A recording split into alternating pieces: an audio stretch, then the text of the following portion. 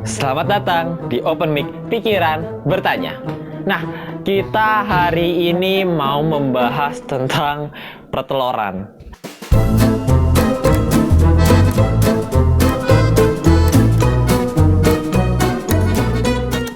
Jadi kita langsung tanyakan aja ke pakar ketidaktahuan kita nih. Kita mau bahas tentang apa, Om? Tentang telur gitu. Ada apa dengan telur? Telur bebek, Aryo. Telur bebek itu biasanya kalau Aryo dijadiin apa? Telur bebek itu ya, aku kalau misalnya di rumah pasti disajiin sama rawon gitu. Pasti itu emang udah saling melengkapi itu. Kalau rawon nggak ada telur bebek kayaknya nggak enak gitu. Kenapa, Om? Ada apa dengan telur bebek? Telur bebeknya tapi cuman direbus biasa atau yang sudah jadi telur asin, Aryo, yang dicampur rawon itu? Wah, kalau misalnya telur bebek itu pasti telur asin loh. Aku kayaknya nggak, maksudnya jarang denger gitu telur bebek nggak asin. Saya bukan telur asin gitu. Aryo tahu nggak cara bikin telur asin untuk di masyarakat pedesaan? Bentar. Karena bikin telur asin ada 3 cara. Ada 3 cara yang aku tahu ya. Ada 3 cara. Nah, 3 cara ini. Tapi aku dulu pernah dulu aku pernah di zaman aku SD. Zaman aku SD itu aku pernah bikin percobaan telur asin. Ya, gimana? Itu bikinnya kalau nggak salah kan telur bebek. Telur bebek dilapisin sama waktu itu apa ya, warna merah, batu bata. Apa sih, batu bata merah ya, tumbuk batu bata yang ditumbuk itu merah. Ya, itu. batu batanya Iya. ditumbuk.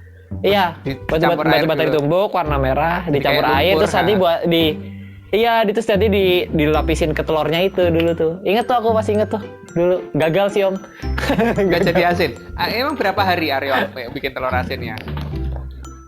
Seingatku tuh dulu kita kalau waktu zaman SD ya, Om ya. Aku tuh telurnya itu di sekolah tuh seminggu apa ya, 2 minggu gitu, seminggu 2 minggu kali ya. Udah berapa tahun yang lalu, berapa dekade yang lalu. Ini Aryo, bikin telur asin itu minimal antara 15 sampai 20 hari harusnya. Kalau 20 hari itu biasanya sampai minyak gitu loh kuningnya nantinya. Jadi, bisa dengan itu berpengaruh sama telur itu, Om. Telurnya sebenarnya telur ayam juga bisa. Jadi ada 3 cara ya. Yang pertama itu menggunakan abu. Abunya dicampur dengan air sampai kayak lumpur gitu, terus dipakai untuk nutupin telurnya. Terus dibiarin antara 15 hari sampai 20 hari. Yang paling bagus sih 20 hari. Kalau 15 hari itu baru kuningnya baru kayak bulat gitu loh nantinya. Tapi belum berminyak gitu. Iya. Yang kedua yang harus sebutkan tadi dengan batu bata yang ditumbuk, terus kemudian dicampur dengan air, jadi lumpur kan, lumpurnya dipakai untuk nutupin, terus itu selama 15 sampai 20 hari. Yang ketiga itu garam dicampur dengan air, yang agak banyak ya, garamnya agaknya dicampur dengan air, terus telurnya dimasukin, terus ditutup antara 15 sampai 20 hari juga. Yang paling bagus sih 20 harian sih. Kalau bisa 25 hari sama-sama lah ya, sama-sama mereka sama-sama 20 hari ya. Minimal sih di 20 hari kalau bisa. Nah, itu nanti semuanya kan berubah menjadi telur asin gitu loh. Nah, kalau yang dicampur garam tadi tidak ada pertanyaan karena kan memang ada garam yang di ini ya. Iya. Nah, tapi karena emang asin sih. Tapi kan Aryo ngerasain nggak abu itu rasanya asin nggak sih? Abu rasanya asin nggak? Aku yakin sih, Om, bukannya aku mau nyobain. Batu bata rasanya tanah merah atau batu bata itu rasanya asin nggak? Jujur aku nggak pernah nyobain, Om, tapi kayaknya nggak asin sih. Harusnya mereka berdua itu tidak asin. Abu itu tidak asin dan batu bara merah harusnya nggak asin, Om. Kenapa, Om? Sekarang masalahnya tuh yang kok bisa telurnya jadi asin itu kenapa ya? Kan yang dipakai kalau dia direndam dalam air garamnya mungkin masuk melalui pori-porinya itu jadi asin logis ya. Iya, benar. Tapi kalau itu masuk akal. Kalau batu bata yang ditumbuk itu terus dibikin lumpur dengan air pakai untuk nutupin gitu, ini kan nggak ada unsur asinnya yang bisa bikin dia asin di dalam gitu. Iya, tolong. Ini gimana caranya? Sebenarnya apa jangan-jangan ada ini kali, Om, ada unsur yang bereaksi di dalam telurnya atau gimana, Om? Itu mungkin nggak sih? Nah, kalau bereaksi dalam telurnya kan berarti harusnya ada bagian dari batu tadi yang batu sih batu bata lumpur batu bata atau abu masuk ke dalam telur kan. Iya. Tapi coba aja kalau ditimbang lagi kan enggak. Berarti kan apa yang membuat itu? Kalau misalkan dianggap aja nih telurnya bernapas. ketutupan batu bata sehingga nafasnya masuk lagi ke dalam.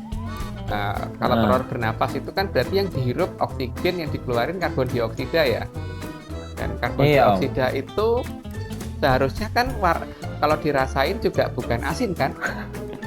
Iya sih Om, bener Om. Maksudnya aku juga, pernah lah pasti menghirup oksigen gitu, pasti waktu itu pernah gitu waktu olahraga gitu kan, aku juga punya asma Om soalnya. Jadi pernah merasakan tuh yang oksigen yang kecil itu seingat gue rasanya nggak asin sih Om. Kalau oksigen itu rasanya nggak asin. Kalau karbon dioksida kan juga nggak asin kan?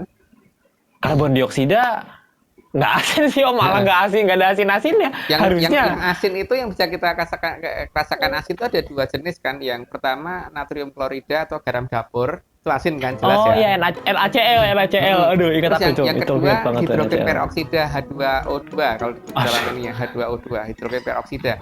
Yang biasanya dipakai untuk bikin ikan asin yang ngawur ya. Ikan asin yang ngawur ya. Karena apa? Hidrogen peroksida itu berbahaya untuk manusia. Tapi makanya gini Aryo, kalau ikan asin yang bagus itu biasanya kalau kita taruh di luar, lalat akan datang, kucing akan mau makan. Tapi kalau ikan asin dibikin dari hidrogen peroksida, maka kucing nggak akan mau mendekat dan lalat juga nggak akan dekat. Kalau yang telur asin tadi gimana Om jadinya Om? Nah, kalau telur asin tadi kalau misalkan itu yang di dalam terbentuk hidrogen peroksida, maka seharusnya telur asin itu tidak boleh dikonsumsi manusia kan? Ya enggak? Berarti kan betul, pasti bukan hidrogen peroksida. Berarti maksudnya bukan perpaduan antara hidrogen dan oksigen yang masuk ke dalam situ gitu. Iya. Pasti bukan gitu. Berarti kan ini pasti masalah di natrium klorida kan. Munculnya natrium klorida ini dari mana gitu kan. Iya, pasti natrium dan klorida gitu. NaCl-nya ini dari mana datangnya gitu kan. Karena itu gimana lagi itu Om? Karena gini, telur bebek itu rata-rata beratnya antara sekitar 70 gram Mario yang belum dijadikan telur asin. Tapi setelah dijadikan telur asin itu rata-rata berubah jadi antara 100 sampai 125 gram. Waduh. Berarti kan ada penambahan penambahan massa baik antara 30 sampai 55 gram loh, antara 30 sampai 55 gram. Bentar Om, itu berarti ngelanggar hukum fisika lagi tuh Om kayaknya. Ayo loh, waduh Om, kita langsung tanyain aja Om, ini gimana nih kira-kira sebenarnya apa nih yang nambahin garam di dalam telur tuh apa? Para pemirsa, yang bisa bikin asin telur asin itu apa sih sebenarnya gitu? Sebenarnya apa gitu? Jadi apakah jangan-jangan nih ya ada Ant-Man gitu yang masuk menjadi kecil terus masuk ke dalam sana masukin garam gitu, jangan-jangan kita nggak tahu. Ada genderuwo gitu ya masukin garam biar asin, kan kita nggak tahu. Apa jangan-jangan sebenarnya seperti itu?